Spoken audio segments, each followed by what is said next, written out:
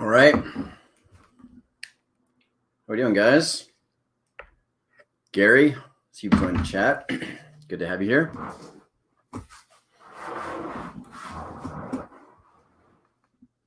Just going to give it a few minutes and let the stragglers come in. I see I'm just hopping in here. So we'll get a few minutes and we'll get going.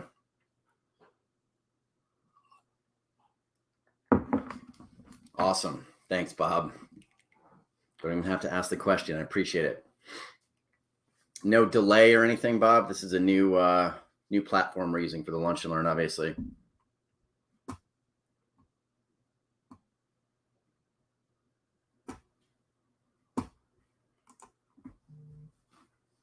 Nice. How you doing, Josh? Good to see you here.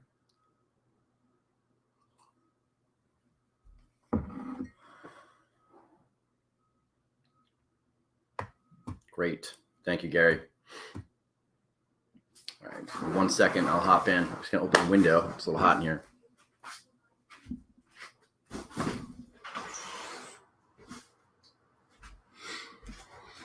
There you go. If there's any background noise, just ping me. Yeah, Gary, you're on mute, but I can see you on the chat. If you want to join as a co-host, then you can talk. We might actually be doing that going forward. So, all right, I'm going to hop in here. This is great. I mean, thanks for coming, guys. I know I just sent this out a couple hours ago, so we'll have more reliable promotion as we go forward, back on the weekly schedule, which I'm excited for. Took a long break, got some good family time, busy with everything work related, but this is something that I really enjoy.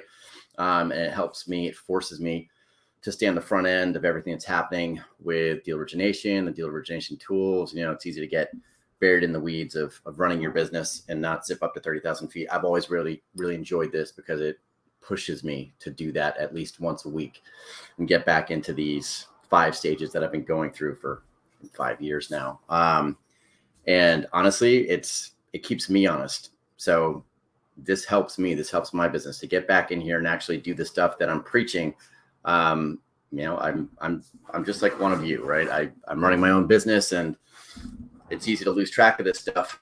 But as I was looking back on this, I just recently did a presentation. Josh, you were kind enough to have me out to the TAB, Texas Association of Business Brokers, where I presented just our deal origination process. And as I was going through that, I hadn't done it in a while. It really struck me how much of this has stayed the course of time, right? The different stages that I teach here that we've gone through at BizNexus, the tools and what's working at any given time, that changes rapidly. I think there's been a lot of change just this year, which we can kind of go through.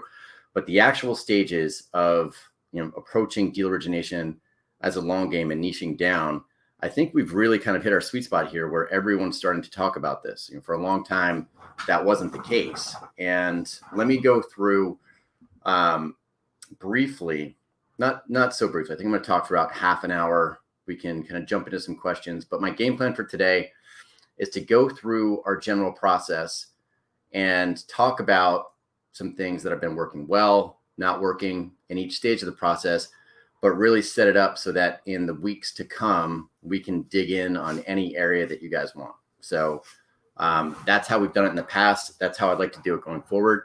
And again, so much has changed with AI and just with the tools that are now available. When we were first doing this, we actually had to build out our own software to do multi-channel with email and LinkedIn and everything else. Now they're just superior tools that all of us can jump in on.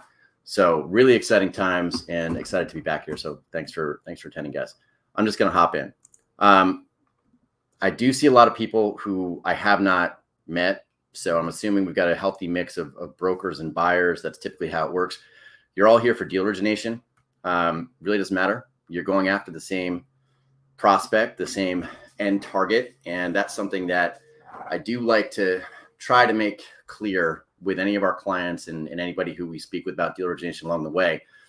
Brokers, you're not just competing with brokers. You're competing with search funders, with first-time acquirers, with vendors now who are going after your owner's inbox, right? It's gotten very busy in all of our email inboxes, LinkedIn, everything. You are competing for the attention of that end target seller.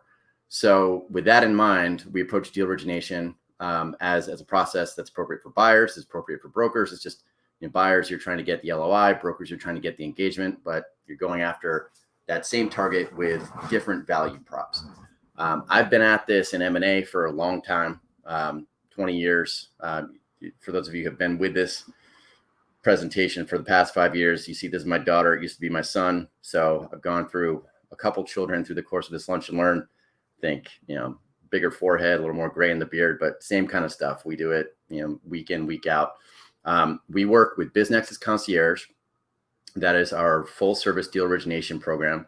I also run BizNexus. That's the marketplace for do-it-yourself deal sourcing. And that has given me the privilege of just kind of having a front row seat to what's working, what's not working.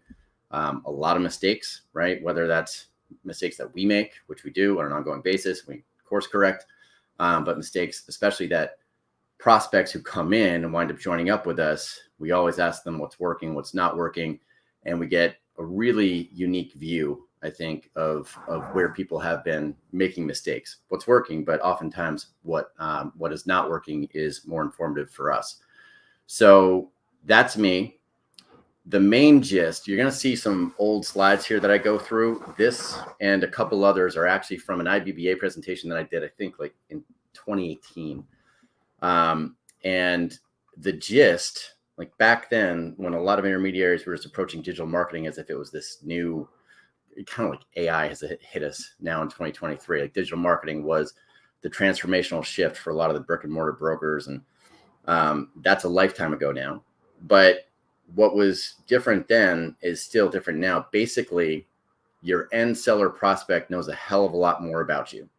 And if you approach an end seller prospect without setting up your profile, your brand, all the breadcrumbs that they're going to find after they get their first impression of you, if you don't set that up correctly, then don't bother. So you want to begin deal sourcing with the end in mind, and I'll explain that as we go. So this is an old presentation, so I'm not going to dig into all of this. I'm going through my process. I'm going to go through what works, what doesn't work.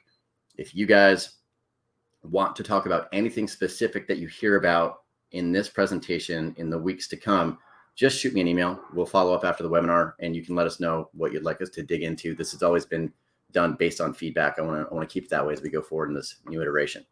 So our philosophy on deal origination is and always has been really two things. Niching down and going multi-channel, right? Thinking of deal origination as a long game, not just 1, 2, 3, 4. This is me. I want to buy your business. This is me. I want to sell your business, get a business valuation. But, differentiating between that first approach and then the engagement and the nurturing and the capturing for the long process. We've always talked about niching down, mainly because it's just getting more crowded. And anyone who's here and who's been in this game for more than a year has seen how crowded this has gotten.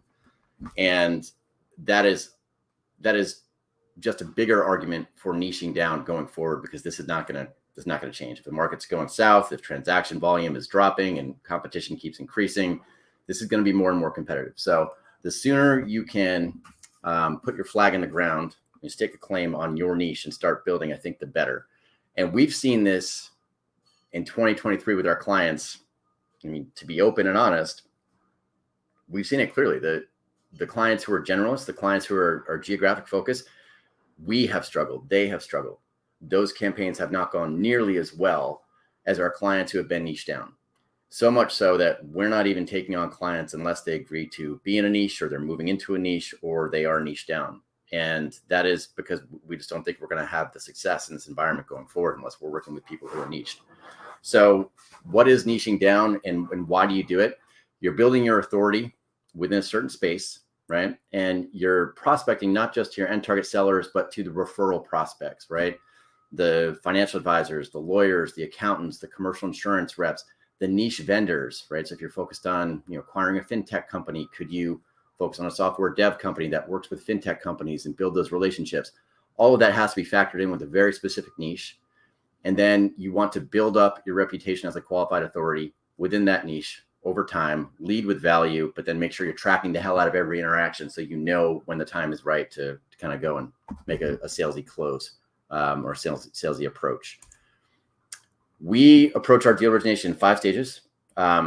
First one, optimizing your profile for conversion, right? Optimizing your brand for that niche, making it stupid simple for the croc brain. When they see you are the person who sells fintech companies, right? You are in there acquiring multiple fintech companies. When they go and check your LinkedIn, when they check in your website, when they see blog articles, there's proof that you're acquiring fintech companies.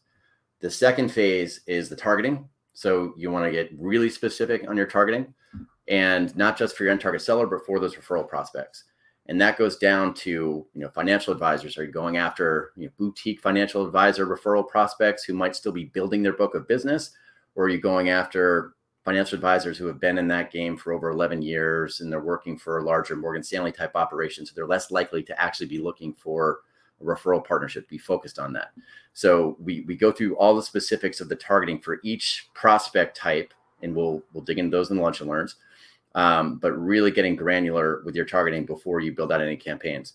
When you build campaigns, again, granular specificity is has always been the name of the game. But now, if you don't have it, it's not a nice to have. You must have it. There's so many changes taking place right now. Google just sold Google domains to Squarespace, and if you're doing any sort of cold outreach on Google, that's gotten a lot harder, and it's going to get much harder, anticipated in February 2024. So a lot of people switched over to Outlook or alternative email providers. There's so much changing there. You want to make sure that you have as many customized variables on outreach as you can have. You want to make sure that you have hyper personalized campaigns, smaller lists, better open rates, better reply rates, campaigns that aren't asking. I remember, even a year ago, right? But like 5 years ago, people would do these long initial introductions, and nobody's reading that today in the inbox. Even a year ago, you'd have brokers approaching with evaluation. Can I talk to you about selling your business? And that's not converting. If you can approach and state who you are and offer a very low barrier offering, right? Can I shoot you the one pager on the fintech companies I've acquired this past year? Can I shoot you the one pager on our process? Get that first yes, and then continue that conversation. It's just there's so many little things that have changed really just this year, and we had to really adapt our processes internally. Q1, Q2 started seeing really good results in Q3, but it really has just gotten more noisy. So next step is nurturing, where you're just staying on top of these prospects on an ongoing basis, adding value. Or are you doing webinars like this, newsletter? We'll go through the other formats, and then capturing. And that comes into a lot of automation, right? So how do you have your CRM linked up? Are you tracking the clicks? If, seller Bob, I'll get into that slide that's going to be in this presentation. If your target seller Bob is clicking through onto your website, do you see that? Can you set up your capture activities for you or your BDR if you're working with a team, or if you have an admin or BDR working for you? What actions should they be doing? What actions should you be doing? So generally 30,000 feet, that's where we are. All right. I'm assuming not too long-winded. We haven't had anybody drop off. So I'll dig into each phase here and just generally talk about what I've seen. And again, we're going to run about half an hour, and then we'll close it out, and then we'll dig in to the specifics going forward based on your feedback. All right. So optimizing your profile, right? This is a slide again from that 2018 presentation that I initially did for the IBBA. I wound up doing for the other organizations. And I'd like to throw this slide in there. One, because it does kind of offer the proof that we've been doing this for a while.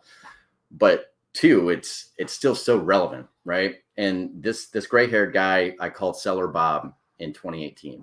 And I wanted to articulate this is the journey that a seller will go through in the process of making their decision to engage with a business broker at that time, or to engage with a buyer. And this red square is really what matters when you're talking about optimizing your profile, because if you're doing any outreach, like this first outreach could be advertising, it could be a cold email, it could be a LinkedIn approach, it could be any sort of stimulus that makes them aware, hey, this is something to think about. This is somebody who I should be talking to. Then you go in, you find the blog post, you find the proof, you find, proof that you are working in the area that Seller Bob is in day to day, right? That you are working with people just like Seller Bob. When Seller Bob gets to the point of actually digging in, thinking about a conversation and going to your profile, going to your website, if you have social proof, if you have tombstones on your LinkedIn in the featured section, right? If you have testimonials from people who look just like Seller Bob, who are just like Seller Bob, if you have photos sitting down with Seller Bob and his team with a bottle of wine after a successful transaction, that counts for everything right now, right? Because there's so many people out there claiming to be authorities in a space, claiming to work in a space, and you don't know if it's ChatGPT, you don't know if they're authentic. If you can offer that social proof, that's really going to help differentiate you in this environment, in my opinion. So when Seller Bob gets here, this is where we begin, is your profile, your LinkedIn profile, your website, right? If you're going after a specific target, the first thing we do is a brand audit. We want to make sure that your profile speaks to the croc brain of that Seller Bob, that when he comes to you, he says, oh, this person is addressing my problems. Like, they're solving my pain points. So that's the first step that we want to focus on in a gist. In these lunch and learns, we'll go through all of these, how you can drum up content with ChatGPT and fill out your articles and your blog posts and make sure that when Seller Bob is searching, now you can put out so much more content that matches Seller Bob's niche, so that they find you, you look clearly credible, and you separate yourself that way. So we'll go through that in the lunch and learns going forward. What should you think about, generally speaking? Website, like, where are you thinking about your brand? Website, landing pages in your campaigns, niche landing pages, definitely we'll go through how to incorporate those. Your LinkedIn profile, content, articles, white paper, social proof, etc. So I'm not going to go through the online branding tips because this is a deeper dive. We can do this on future lunch and learns. And again, I'm targeting half an hour, not 2 hours here. So I'm going to fire through that. Website tips, same thing. We can come back and we can do that. LinkedIn tips, we'll come back. Now, targeting. We've gone through who you want to target, business owner, referral prospects, effective targeting criteria. We can do lunch and learns just on targeting criteria, right? So if you're in Sales Navigator, are you looking at private companies? Are you looking at companies with at least an 11 head count? Are you looking at, keyword fintech and or Boolean search? We can get very granular on the targeting criteria, depending on what database you're using, depending on if you're using LinkedIn. We're doing this day in, day out, so we can help you along the way with your targeting and what we see working with getting specific on targeting and then matching the messaging to that. So again, just think, I want to build out my presence as a qualified authority in this niche. And I want to do that through referral prospects. I want to do that through end target prospects. I want to do that with anybody who's in touch with my end target seller on an ongoing basis. And I want that to ideally snowball, right? So if I'm putting out content, if I'm seen as a qualified authority, then you're going to stay top of mind with all the people who could refer you or who might be thinking about a potential acquisition, exit, etc. That's the goal, is to really get beyond anything that I'm talking about here with outbound, so that you've built up a reputation you can just rely on inbound. I mean, to date, especially in business brokerage, the most successful people in these organizations like AMAA and ACG and IBBA and M&A Source, they're typically people who are just sitting back on referrals. They've got some good referral sources and they get the large majority of their deal flow through referrals. Ideally, if you niche down, you can get to that point a lot faster. And if you take advantage of everything digital in terms of targeting and outreach, you can build up your network of end target sellers and referral prospects a lot faster than the majority of people who are doing really well in these organizations who have built these reputations and these relationships over a lifetime. This is a way to accelerate that if you're doing that in a disciplined manner on an ongoing basis. So we'll dig into targeting criteria as well as we go through these lunch and learns. Step 3, building campaigns. I jumped into some of the stuff that is working, right? I jumped into some of the stuff that we were failing with in Q1, right? We were, I think, cutting corners with some of our clients because we had high volume and people processes where I mean, it's hard to run a business. If you're running any sort of service business, hopefully all of you know, if you're a business owner or if you're a service provider, a lot of this depends on your people, and people are the toughest part of any business. Managing people are the toughest part of any business. Q1, we scaled to a point where we were kind of breaking. We were bursting from the inside. And honestly, we had trouble really niching down with all of our campaigns the way we had in the past. So, I'll give you an example. If you do have a geography and you're going after a geography, you could just look at, business owners with an 11 plus head count, run a campaign, and hopefully you get some hits. Or you could separate it by each industry and make sure that each industry is targeted with language to that industry and it's kicking back to a landing page for that industry. And that is a difference. It's night and day if you're able to do that. So we really took a step back and reassessed and dropped down on volume and ramped up on specificity and quality, and the results have been really great. And I'm going to encourage you guys to do the same as we go forward in this environment, because everyone's doing volume. Who cares about volume, right? The more you can resonate with your end target prospect, the more you're going to get. Seem authentic, or be authentic, add value, but really get that initial reply and get that conversation, which, if you can put on your sales hat and have a successful discovery call and move that through to LOI or an engagement, this is what we're trying to coach, is to get you to that successful discovery call. In the past, I've called it the proverbial cup of coffee. Everything we talk about in these lunch and learns is to get you to that cup of coffee, is to get you to that in-person meeting where you've gotten your prospect out of the online universe that you've been canvassing and into a real life meeting. And in today's world, especially post-COVID, that real life meeting could be it could be a Google Meet, it could be a Zoom, but at least you're having that conversation with your end target prospect. So building campaigns, we'll go through walkthroughs. I want this stuff to be actionable. So if you have questions, you want to go through an email sequence, a LinkedIn sequence, what's connection, what's an in-mail, how do you approach it? We want to go open kimono on this. We're just going to try to provide that value and hopefully have a collaborative discussion as we go. All right.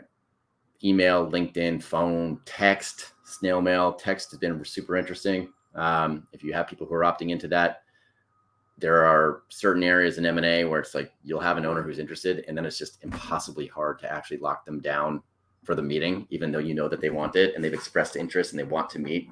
Business owners are business owners, right? By nature, it's impossible to lock somebody down. It's half the reason why I had to ghost on this lunch and learn for the past 6 months. Locking them down with every available tool that you have, we'll go through that, and we'll go through what we see working.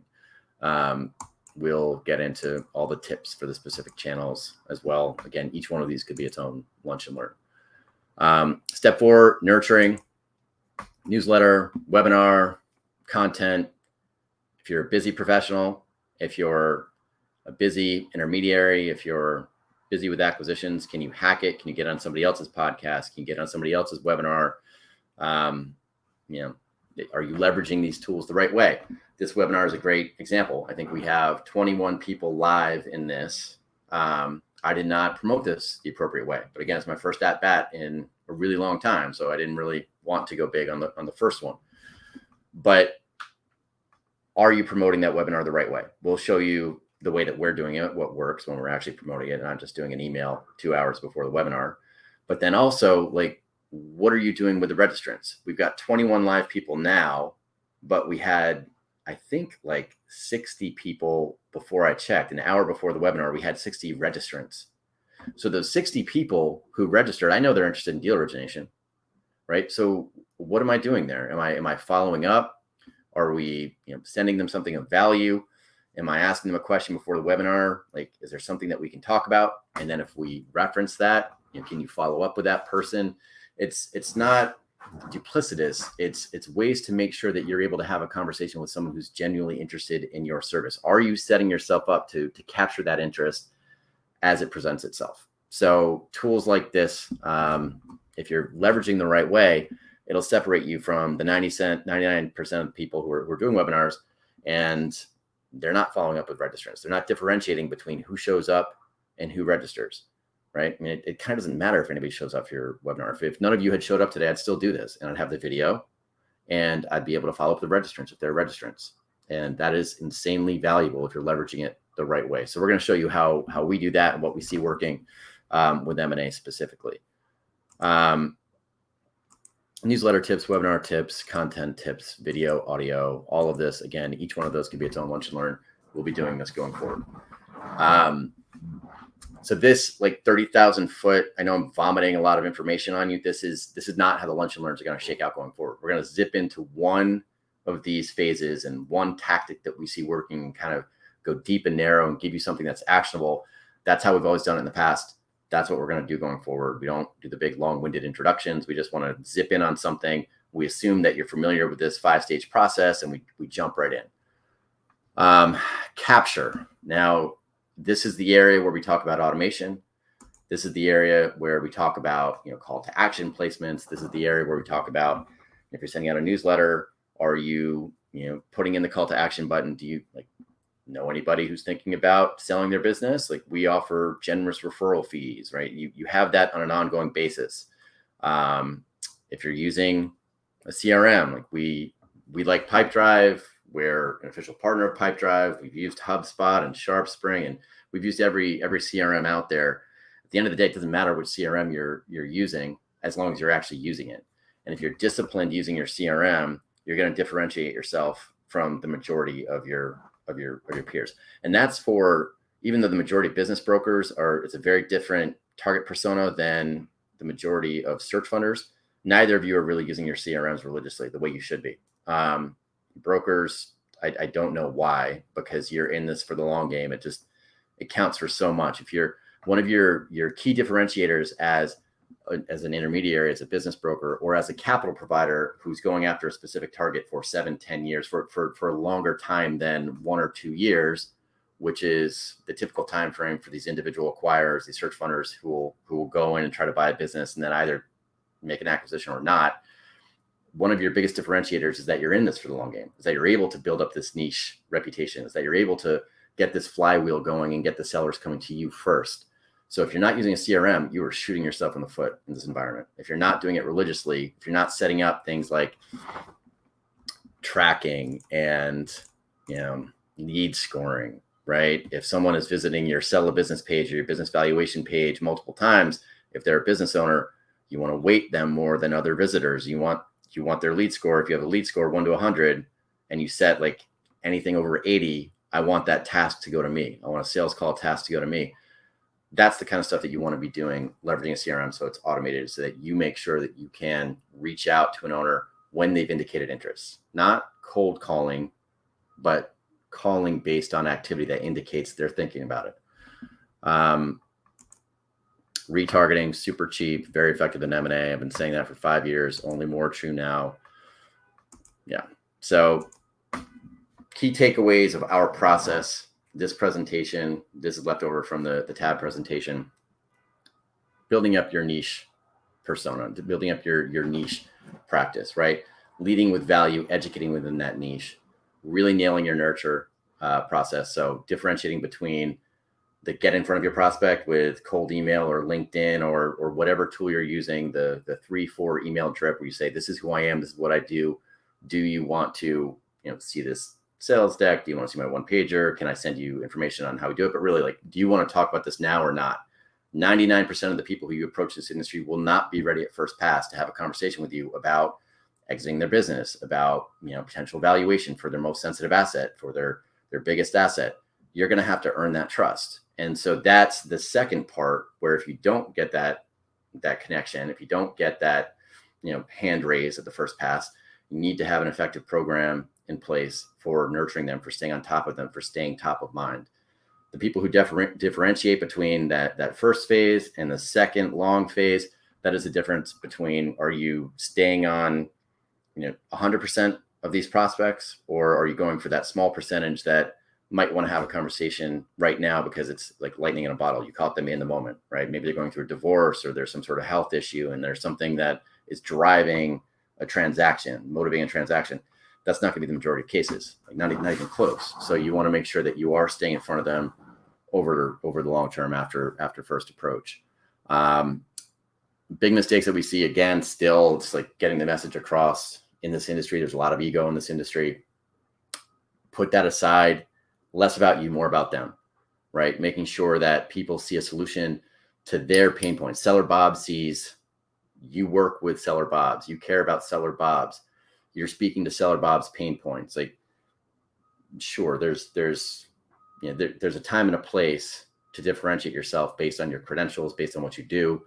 But initially, you want to make sure that they see you're talking about their pain points. If you're on a discovery call, less shoving your experience down their throat, more listening and empathizing. That's what we see working in terms of building the relationships with these owners and getting past the noise of your competitors.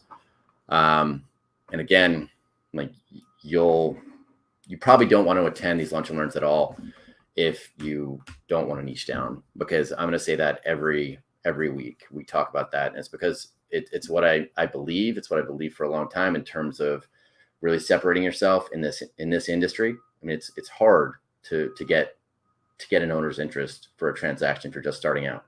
If you're a new family office, if you're a new private equity shop, if you're a new broker, the cold outreach is your only game until you build up that reputation. And so niching down is it's a must in terms of getting ahead quickly, and it's only getting more competitive. So I'll be talking about that every week. That's the final takeaway. So we're not going to make these salesy. We're not going to make big pitches. But if you do want to work with us, when you go to BizNexus.com, you can request a demo. And the main opportunities to work with us, we've got our marketplace, which is do it yourself. Just get in there and pay a monthly fee, and you can get access to all the deals and the brokers. We match brokers with buyers and sellers. We have BizNexus Concierge, which is our flagship full service everything. That's where all of this stuff, this material comes from with Concierge. And we actually have a new partner program, which I'm really excited about, because that's a collaborative approach to deal origination. Basically, it's based on success. So there's an initial setup fee, and then we're truly in it with you, where it's kind of a competition. We give you your targets, we give you your funnel, we give you everything. We go after your prospects from the BizNexus brand. We show you how to do it from your brand, and then your niche is your niche forever, unless you're not performing over the long run. Schedule a demo if you want to talk about that. Again, success-based. I think that's a really interesting model compared to what's out there. And we've already got about 5 people on without any marketing. We've mentioned it once in the newsletter. We're going to cap it for Q1, but I'd love to talk to you about that. If you have a niche and if you want to collaborate with us on deal origination, go schedule the demo and just specify you're interested in the partner program. Q&A. Let's see. Thanks, guys. Wow. I haven't even looked at this. All right. All right. Yeah. So Ella, you've been on the platform. You haven't had brokers respond to you.